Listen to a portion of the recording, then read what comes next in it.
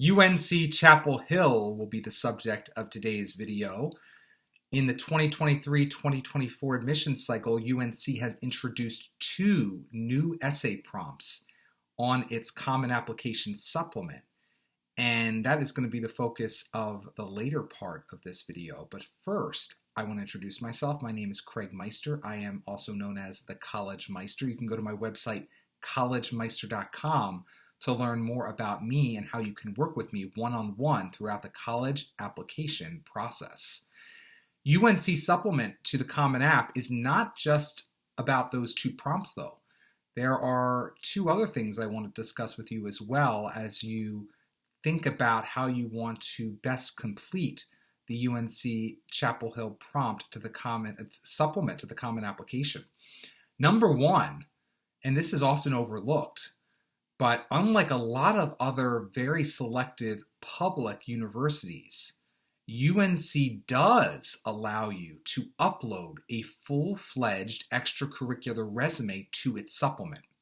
You've got to take advantage of this opportunity if you have more to say about your extracurricular activities and commitments than that you could fit into the activities page of the Common portion of the Common App. Now, in order to put together your very best extracurricular resume, you want to take my very short course, which is linked below this video, which is entitled How to Build an Extraordinary Extracurricular Resume.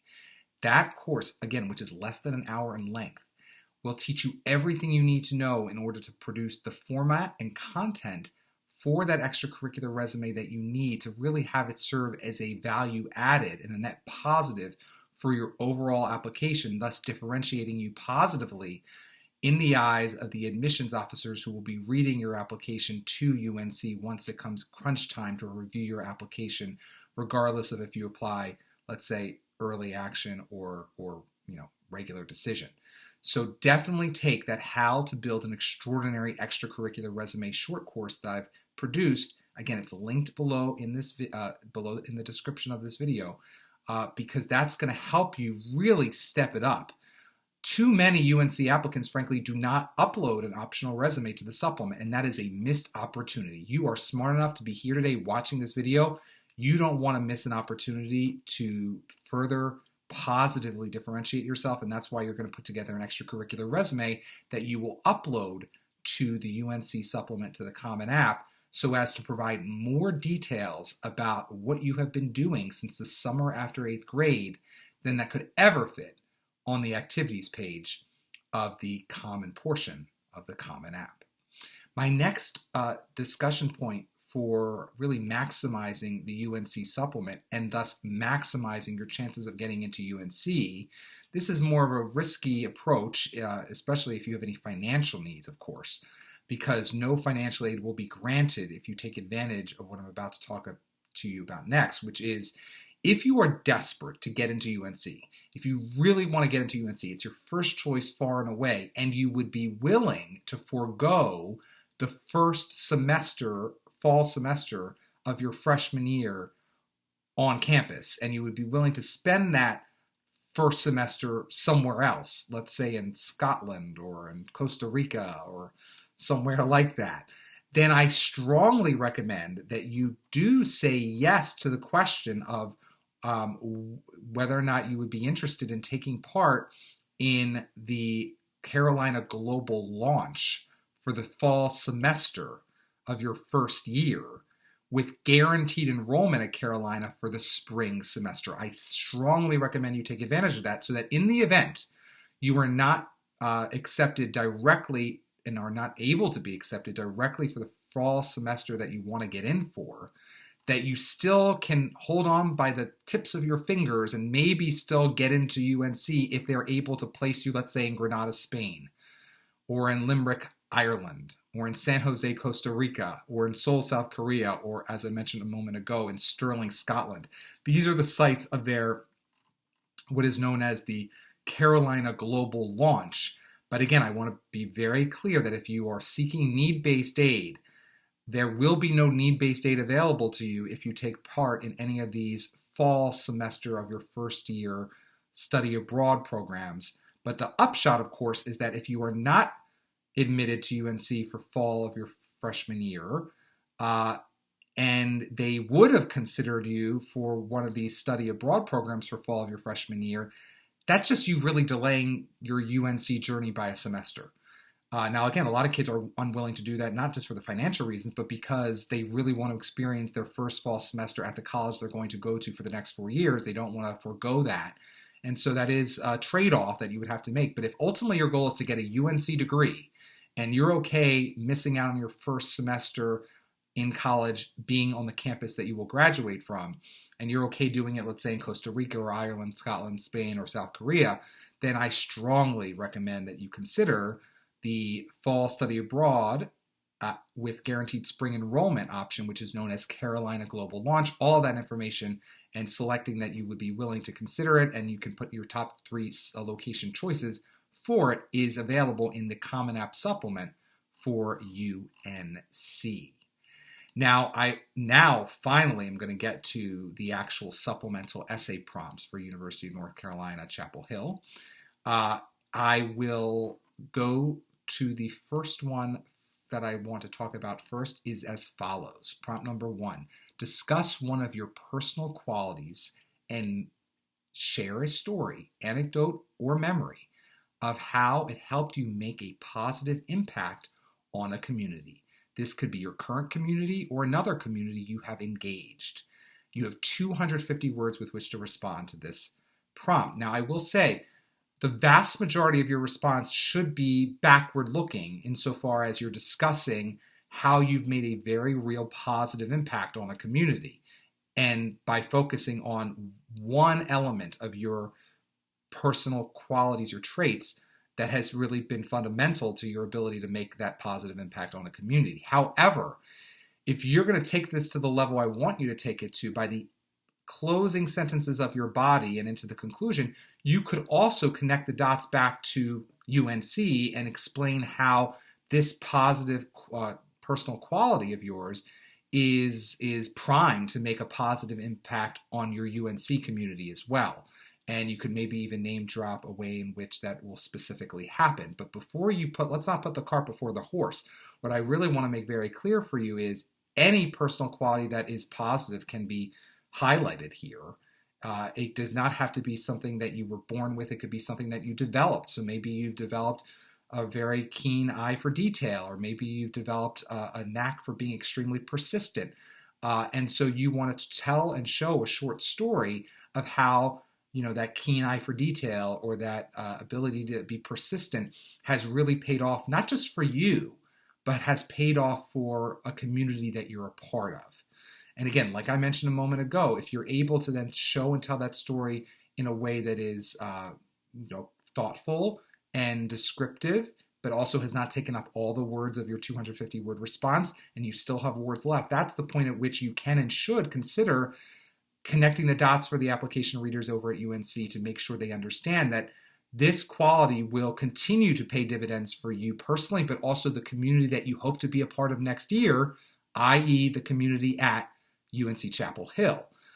So definitely keep that in mind so that you can maybe really knock this essay out of the park. In terms of how I would structure it, a 1-sentence introduction with a thesis that introduces that one personal quality that you're going to build the body around. Then the body paragraph should be the actual descriptive, detail-oriented story of you making a positive impact in your community as a result of that one personal quality around which this essay revolves. And then the concluding paragraph says something new. It's really not even a paragraph. The concluding sentence or two says something new. Do not just restate the intro and thesis in different words. That is a very elementary way to approach a conclusion. Instead, you want to say something new, thoughtful, that builds upon what you've just shared in the body. Again, you only have 250 words, but you want to make sure that every word counts and that there is no wasted word in that draft. Otherwise, you have not drafted out enough. And that's why, again, a lot of people will choose to work with me one-on-one because they want the attention to detail that I provide to make sure that every sentence serves a purpose. Otherwise, it should be stripped out of the final draft, and only muscle should be included in that final draft, not fat. And so if you take the time necessary, you can get to that level especially if you come into the process as being a strong writer. But many students don't have the time and patience to really draft as much as they need to. But for a school like UNC, you only have 250 words for each response. You want to make sure that each one of your supplemental short essays is as strong as possible. Take the time to draft. Prompt number 2, that is also one you have to you are required to respond to, is as follows. Discuss an academic topic that you're interested or excited to explore and learn more about in college. Why does this topic interest you? Topics could be a specific course of study, research interests, or any other area related to your academic experience in college. Now, the mistake that most students make with this prompt, or will make with this prompt, is that they are going to just write a love letter to their major. So if they're going to major in history, they're going to write a love letter to history. If they're going to major in business administration, they're going to write a love letter to business administration. If they're going to major in computer science, they're going to talk about how much they're fascinated by they're just going to revel in the what excites them about computer science. If they're interested in African American and diaspora studies as well, that's more of a minor there, but let's just say African studies as which is a major over at UNC, they're going to just write a love letter to African studies. And that is the wrong way to approach this prompt and therefore your response. Instead, what you really need to do with your response is you need to, yes, of course, use some of the real estate in your 250 words to say why you love this area this topic, and why you're excited to continue to explore it at the college level. Of course, say that. Explain where this motivation comes from, of course.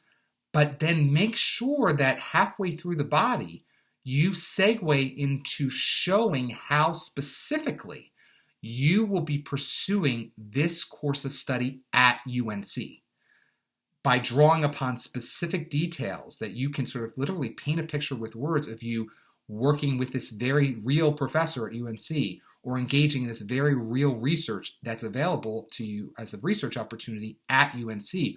Or not only will you be majoring in X, Y, or Z at UNC, but you're also going to augment your course of study by taking part in this particular program or experiential learning experience over this first summer after your freshman year. Or, I mean, there's any number of permutations and combinations that you can really use to specify and make specific to UNC your response, so that by the time they're finished reading the 250-word response for their second prompt, they're going to get a sense, oh my gosh, Johnny is like made for UNC and UNC is made for Johnny. Or, gosh, UNC is made for Jane and Jane is made for UNC. That's the feeling you want the application reader to leave with once they're done finishing both of your responses to these prompts, but especially prompt number 2. Because again, the average applicant is going to simply just focus on the major, the course of study, the topic that they're excited to study. And it's going to be disembodied and not even mentioned once that it's related to being studied at UNC. Instead, you're going to mention the course of study, the topic you're excited to study, but you're going to then put it into the context of why you believe studying it would be particularly valuable to you based off of your short-term and or long-term goals at UNC. And then you're going to give supporting detail that actually shows you engaging with this topic in the ways you think are going to be most powerful for you at UNC.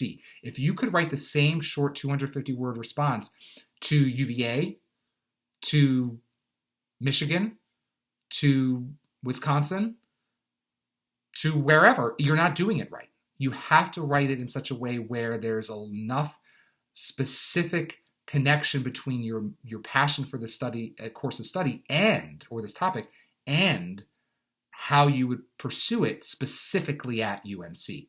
How I would structure it in a relatively traditional way. It's a miniature essay. First sentence should be a thesis/introduction, where you introduce the topic, academic topic that you're excited to explore and learn about in college. But then the body is where you show and prove it. And you're going to actually get into the weeds and you're going to get into the details that really make a very robust case for yourself. And then the conclusion says something new. Do not just restate or repeat what you've written in the body or in the intro. Instead, that final sentence or two should say something new thoughtful, intriguing, so that the application readers are more excited about you than ever and realize that you're not just going to write a prosaic conclusion that restates the intro. You're going to say something new. You're an advanced writer. You're thoughtful. You're mature. You're reflective.